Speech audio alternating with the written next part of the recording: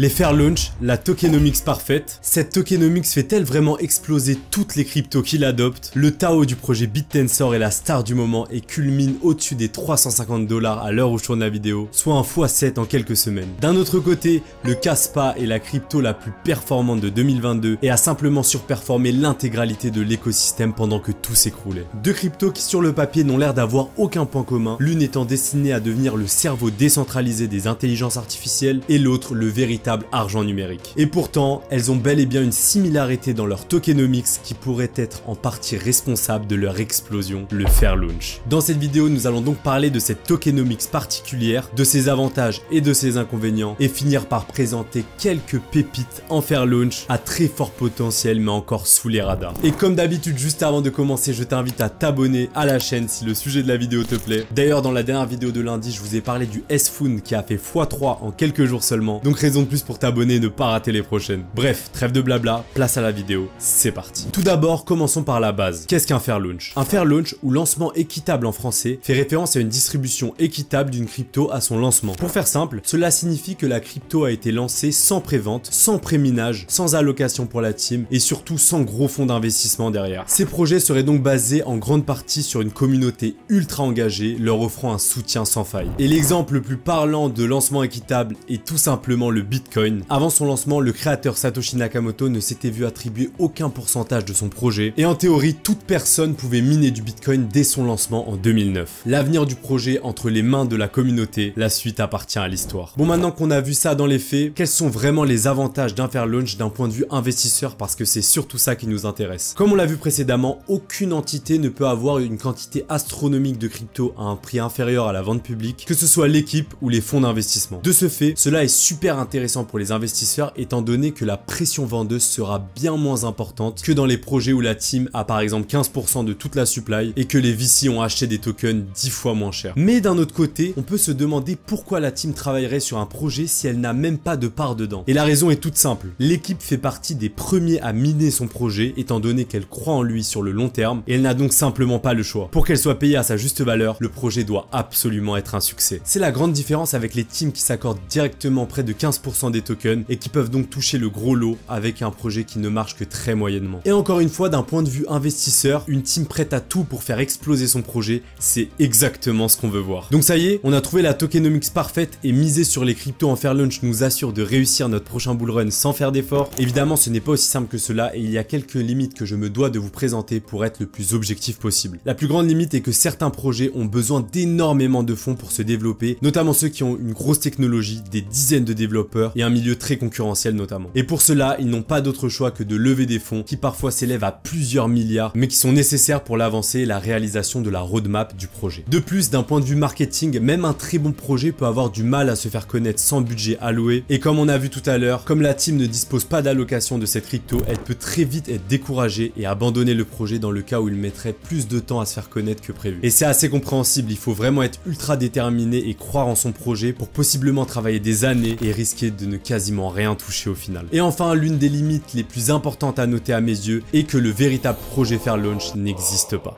Même quand on prend l'exemple du roi Bitcoin, là où les personnes qui se cachent derrière le pseudonyme de Satoshi Nakamoto ont miné près d'1 million de Bitcoin dans un wallet qui reste inactif jusqu'à présent. Et la raison est simple, au moment du fair launch, seule la team a connaissance de l'existence du projet, étant donné comme on a vu précédemment qu'il n'y a aucun marketing réalisé autour de celui-ci, et la team commence donc seule à miner sa propre crypto-monnaie pour faire tourner le réseau et ainsi recevoir des récompenses, bien que ça reste des pourcentages qui sont dérisoires par rapport à d'autres projets qui ne sont pas en fair launch. Pour conclure brièvement sur les fair launch juste avant de passer aux crypto-monnaies les plus prometteuses avec cette tokenomics, il faut bien comprendre que c'est une des nombreuses façons qu'il existe de lancer sa crypto. Comme vous l'aurez compris évidemment, il y a énormément d'autres facteurs à prendre en compte et si le projet ne sert à rien, la tokenomics ne fera clairement pas de miracle. Mais je dois admettre que c'est un des indicateurs que je regarde de plus en plus et qui est pour moi un green flag, donc un bon point pour les projets qu'il adopte, étant donné comme on l'a vu précédemment qu'il faut vraiment croire au projet sur le long terme pour lancer cela. En tout cas, ça reste que mon point de vue et je trouvais vraiment intéressant de vous le partager étant donné qu'il y a très peu de vidéos sur le sujet en France, donc n'hésitez pas à me faire savoir votre point de vue en commentaire. Bon, une fois que cela est dit, passons à la partie qui vous intéresse le plus. Quelle pépite fair launch encore inconnue pour avoir une performance digne d'un Kaspa ou d'un Tao dans les prochaines semaines ou prochains mois. Et juste avant de passer à ces pépites, je t'invite vraiment à like la vidéo si elle te plaît, parce que c'est totalement gratuit et ça m'aide énormément pour développer la chaîne. Merci. Merci beaucoup, on reprend la vidéo. Pour aller à l'essentiel, je vais présenter brièvement l'utilité des projets que je pourrai évidemment approfondir dans des vidéos dédiées si vous le souhaitez. Pour chacune des cryptos, je vous dirai si j'en ai en portefeuille et à quel endroit je compte recharger. Et évidemment, vous connaissez la chanson, aucun conseil en investissement dans cette vidéo, je partage uniquement ce que je fais à titre personnel avec mon argent. Et une fois que cela est dit, on peut commencer avec la première pépite Fairlaunch. Je vais vous présenter le Space du projet Microvision Chain. C'est un projet Fairlaunch en Proof of Work avec la même tokenomics que Bitcoin qui a pour ambition de permettre l'utilisation de smart contracts au sein même de la blockchain Bitcoin. Le projet est en quelque sorte une layer 2 de Bitcoin, lui permettant donc d'améliorer sa scalabilité tout en permettant d'avoir des transactions moins chères. Si on veut vulgariser au maximum, Space est pour Bitcoin ce que Matic, Arbitrum ou encore Optimism sont pour Ethereum. Au niveau du prix actuellement aux alentours des 21 $, le Space n'a pas encore vécu de bull run, donc il est pour moi ultra intéressant et il a le potentiel d'aller chercher bien plus haut. Il est important de noter qu'il a corrigé ces derniers jours et pour être totalement transparent avec vous, j'ai pris ma première ligne de Space aux alentours des 21 $, donc des cours actuels. Est-ce qu'on pourra l'acheter bien moins cher dans les prochains jours dans le cas d'une correction de l'intégralité du marché? Évidemment que la réponse est oui. Mais comme vous le savez sur cette chaîne, on n'est pas là pour faire du trading, on est là pour acheter des projets ultra prometteurs et sous-valorisés à horizon du prochain bull run.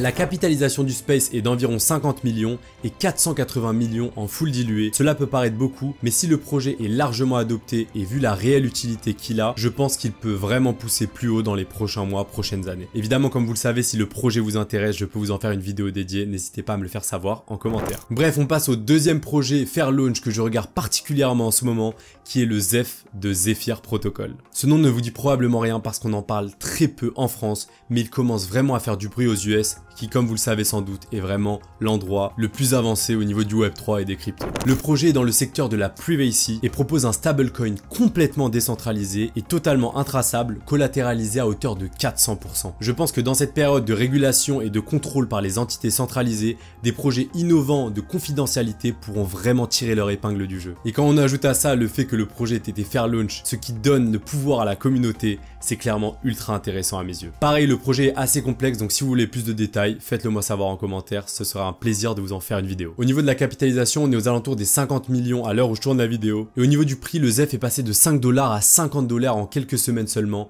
mais actuellement subit une belle correction aux alentours des 20 $. Et comme vous savez sur cette chaîne, on aime acheter la peur et les bougies rouges pour revendre l'euphorie et les bougies vertes. Encore une fois, pour être totalement transparent avec vous, ça fait quelques semaines que je suis le projet de près, mais quand il était aux alentours des 6 $, j'attendais une légère correction que malheureusement je n'ai absolument jamais eu. Et ce n'est pas grave, au lieu de courir après le train et d'acheter la verticalité, j'ai préféré attendre et je profite donc de la correction qui a lieu actuellement pour entrer ma première position de Zeph aux alentours des 20 $. Et si le prix continue de corriger, je lisserai simplement mon prix vers le bas. Objectif long terme, oublions pas. Vous n'êtes pas sans savoir que le leader dans le secteur de la privacy est le Monero qui a une capitalisation d'environ 50 fois celle de Zeph. Donc il en a clairement sous la pédale à mes yeux. Bon, pour le coup, c'était les deux projets Fairlaunch dont je voulais vraiment vous parler parce qu'ils sont ultra innovants et intéressants et c'est ceux sur lesquels je suis rentré le plus récemment au vu de leur correction. J'ai évidemment d'autres projets Fairlaunch en portefeuille que je vous ai déjà présentés sur la chaîne, comme le Rio qui a fait x8 depuis ma vidéo sur le sujet que vous trouverez juste ici, ou encore le Hello dont je vous parle régulièrement et qui est clairement l'un de mes coups de cœur de 2023 que je continue d'accumuler au cours actuel des 13 centimes, ce qui me permet d'anticiper leur émission qui sort janvier 2024 et qui pourrait faire beaucoup de bruit. Ah oui, il faut que je précise que aucun de ces projets ne me paye pour en faire la promotion, je pense que c'est vraiment important de le rappeler, surtout en cette période actuelle. Encore une fois, je vous partage uniquement le fruit de mes recherches et ce que je fais avec mon argent. Et voilà, c'en est tout pour cette vidéo et la présentation des projets Fairlaunch que je trouve le plus intéressant. Comme d'habitude, si la vidéo te plaît, je suis sûr que celle-là te plaira aussi. Et moi, je vous dis à très vite pour une prochaine vidéo. C'était CryptoFuego. Ciao!